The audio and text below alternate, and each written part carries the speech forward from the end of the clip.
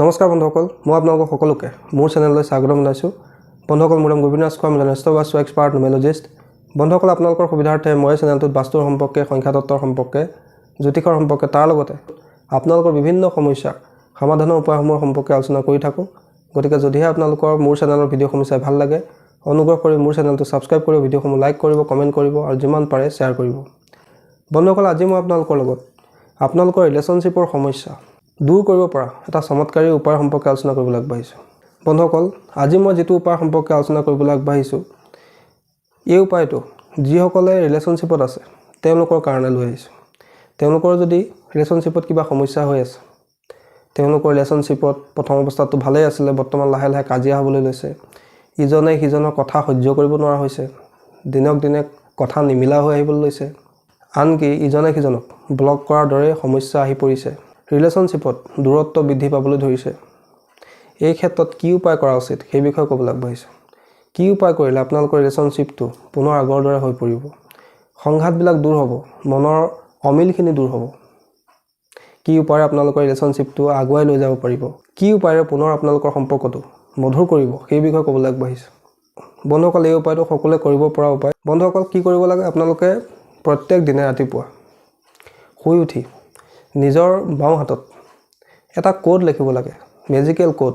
বন্ধুসকল, সেই কোডটো হৈছে 191912।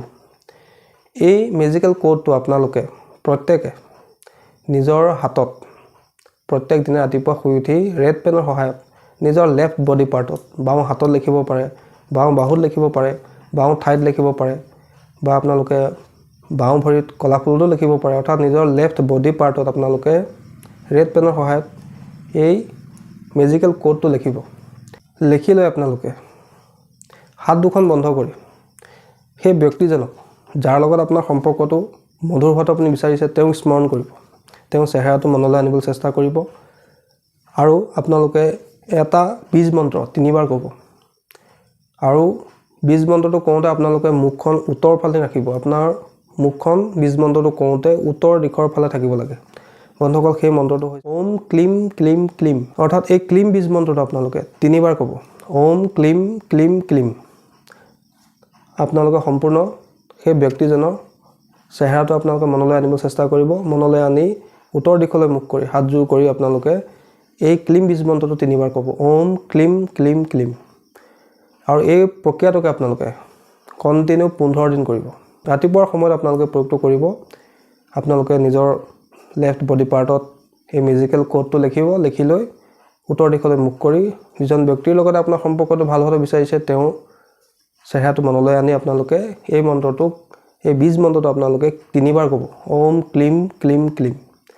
চাব আপোনালোকৰ ৰিলেশ্যনশ্বিপৰ সংঘাতবিলাক লাহে লাহে দূৰ হ'বলৈ ল'ব আৰু আপোনালোকৰ ৰিলেশ্যনশ্বিপত মধুৰতা আহিবলৈ ল'ব।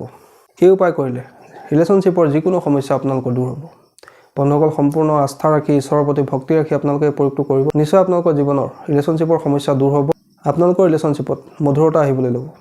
বন্ধুসকল, আশা কৰিছোঁ আজি আপোনালোকৰ ৰিলেশ্যনশ্বিপৰ সমস্যা দূৰ কৰিব পৰা এই চমৎকাৰী মেজিকেল কোডটোৰ সম্পৰ্কে জানি ভাল লাগিলে। আশা কৰিছোঁ আপোনালোকৰ ভিডিঅ'টো চাই ভাল লাগিলে। যদি ভাল লাগিলে অনুগ্ৰহ কৰি ভিডিঅ'টো লাইক কৰি দিব, কমেণ্ট কৰিব আৰু মোৰ চেনেলটো ছাবস্ক্ৰাইব কৰিব।